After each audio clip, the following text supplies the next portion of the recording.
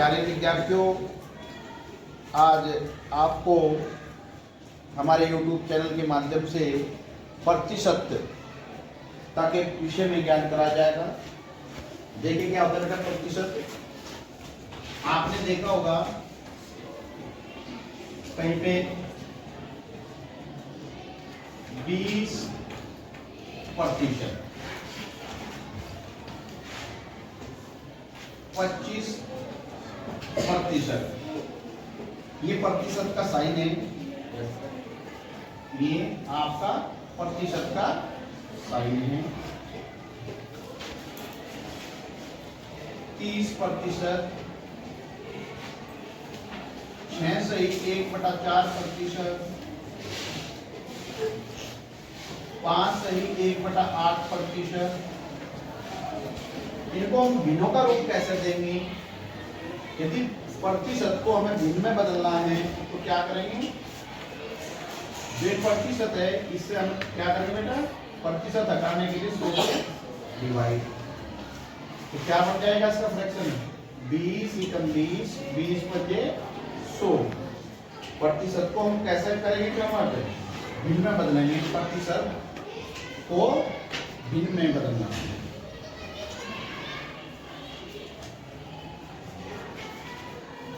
ऐसे 25% को क्या कहेंगे आप? 25/100।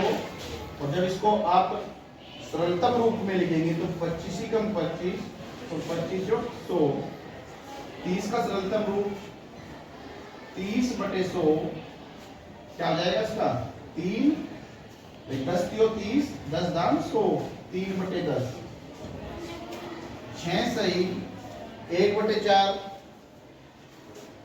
का प्रतिशत रूप 6 × 24 और 1 25/4। देखिए बेटे 25/4 प्रतिशत है पिंगाल की। 6 से 1/4 का मतलब 25/4। ये आपका इम्प्रॉपर मिक्स फ्रैक्शन में है, इसको इम्प्रॉपर में चेंज किया। अब इसको परसेंटेज हटाएंगे तो 25/400, 4 × 100 हो जाएगा। यहाँ से बाद में आएगा तो 25 ही कम 25 और 25 से इसको काटे 25 ही कम 25 बच गए 15, 25 ही 1/16। तो 6 से 1/4 प्रतिशत का भिन्न रूप क्या होगा? 1/16। ऐसे ही 8 × 5 = 40 और 1 41/8 प्रतिशत। और इसको भिन्न में कैसे बदलेंगे? 41/800। ये नो चेंज होगा आपका। इस तरीके से आपको ये परसेंटेज देखनी है। फिर हम देखेंगे कि किसी वस्तु का परसेंटेज आपके मार्क्स आते हैं। आपने एक एग्जांपल के माध्यम से आपसे बताते हैं कि आपके कक्षा 6 में एक बच्चे के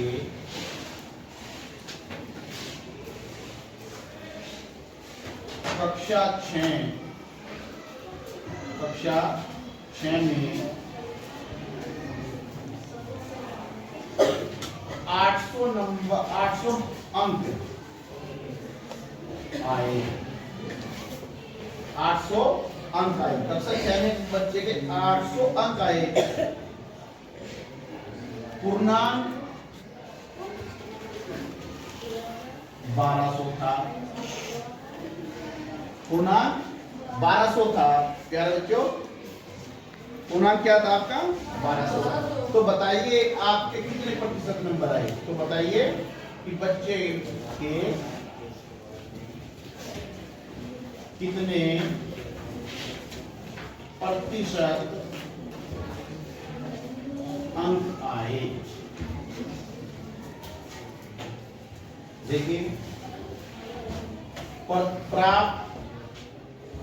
प्राप्तांक प्रतिशत। इसके सूत्र के लिए क्या करेंगे? प्राप्तांक प्रतिशत के लिए क्या करेंगे बेटे? प्राप्त किए अंक मल्टीप्लाई 100 डिवाइड बाई पूर्णांक। पूर्णांक का मतलब होता है कितने में से आए। हमारा पेपर कितने का था? हमारा पेपर 1200 अंक का था, जिसमें से हमने 800 अंक प्राप्त किए। तो अब इसका परसेंटेज देखते हैं बेटे। आपने 800 अंक प्राप्त किए, मल्टीप्लाई 100 और कितने में से किए? 1200 में से किए। देखिए इन 2 0 से 2 0, आपका क्या रहा बेटा? 800 डिवाइड में 12। देखते हैं 12 12 72, 12 बच गए 8, 12 72, 8 आगे चलती नहीं मारनी, दशमलव लगाया, 12 72, 12 72। तो उस बच्चे के प्राप्तांक प्रतिशत जो है आपका 66.67%। ठीक है, thanks.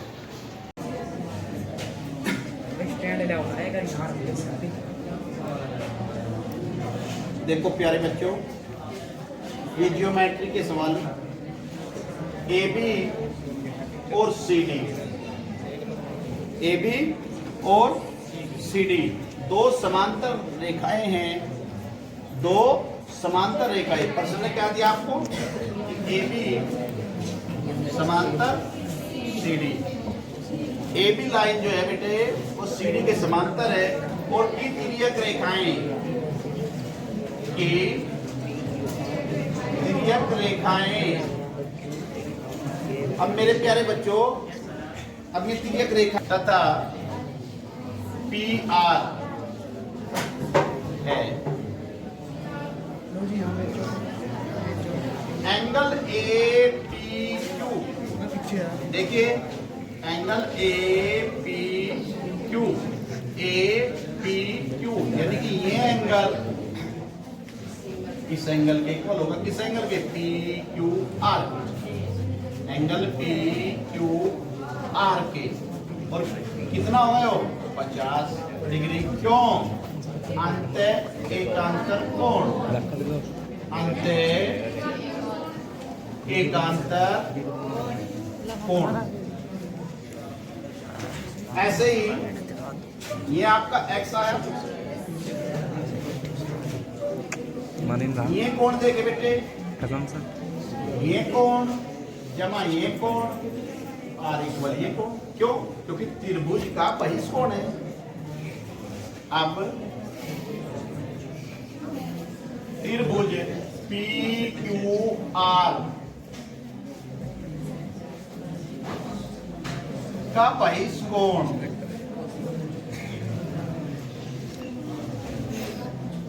Angle P R D है। इसलिए angle x plus y equal to angle P R D. x की वैल्यू अभी अभी आपने निकाली 50 डिग्री, y और पी आर डी की वैल्यू क्या बेटे? 127 डिग्री। तो y equal to 127 degree less than 50 degree, और y इक्वल टू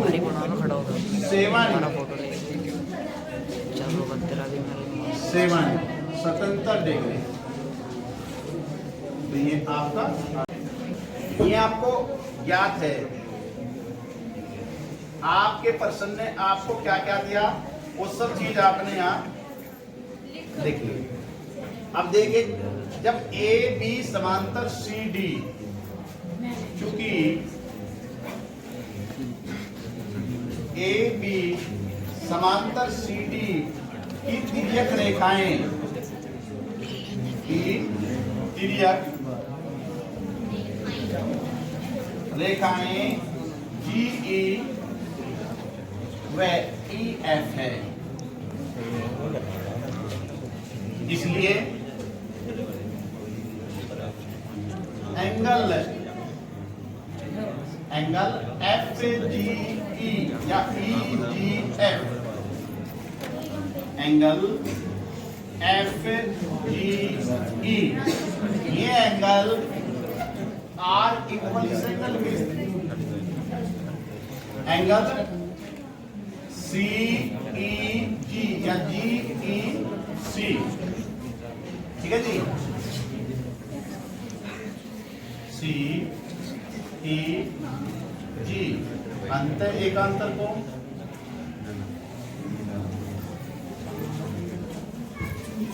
अब आपको गिवन क्या है प्रश्न में, देखिए जरा, angle GED 120 degree 26 degree GED, ये पूरा एंगल कितने का, ये पूरा एंगल 126 डिग्री का है, और आपको इस एंगल की वैल्यू का पता कि 90 डिग्री है, तो केवल ये एंगल कितने का आएगा आपका, ये एंगल कितने का आएगा, 126 में से 90 घट जाएगा। देखिए चूंकि angle GED are equal angle GEF plus angle FED, GED की वैल्यू आपको गिवन है 126, एंगल GEF, और देखिए चूंकि EF परपेंडिकुलर है CD पर, यानी कि 90 डिग्री का वैल्यू है इसका, यस सर, इसलिए angle GEF are equal 126 minus 90 degree, GEF बराबर क्या होते 36 डिग्री। तो एंगल इसकी वैल्यू क्या है बेटे, 36 डिग्री, 36 आई। अब देखते हैं जी, जितना एंगल आपका ये होगा उतना ही एंगल आपका ये होगा, क्योंकि angle AGE are equal angle GED, क्यों GED, देखिए जरा, ये एंगल इस एंगल के इक्वल होगा, होगा कि नहीं होगा, यस सर, क्योंकि अंतर एकांतर कोण है, और इसकी वैल्यू क्या है आपकी 126 डिग्री, अंतर एकांतर कोण आपका। अब ये कोण बाकी है, इधर ला, ये देखे जरा, ये पूरा कोण और ये पूरा कोण क्या होगा, लीनियर पेयर, एंगल GEC, और GEC तो आपको ज्ञात करना, AGE आपका है 126 degree, angle CEG plus angle GED equal to 180 degree, क्यों, क्योंकि रैखिक युग्म कोण है, रैखिक युग्म कोण है, ये जियोमेट्री इतनी आसान नहीं होती, इसे आप आसान तरीके से नहीं समझ सकते जब तक आप इसमें अपना माइंड नहीं खोल लेंगे, न ही इसकी नकल कर पाओगे, इसकी नकल भी नहीं कर पाओगे।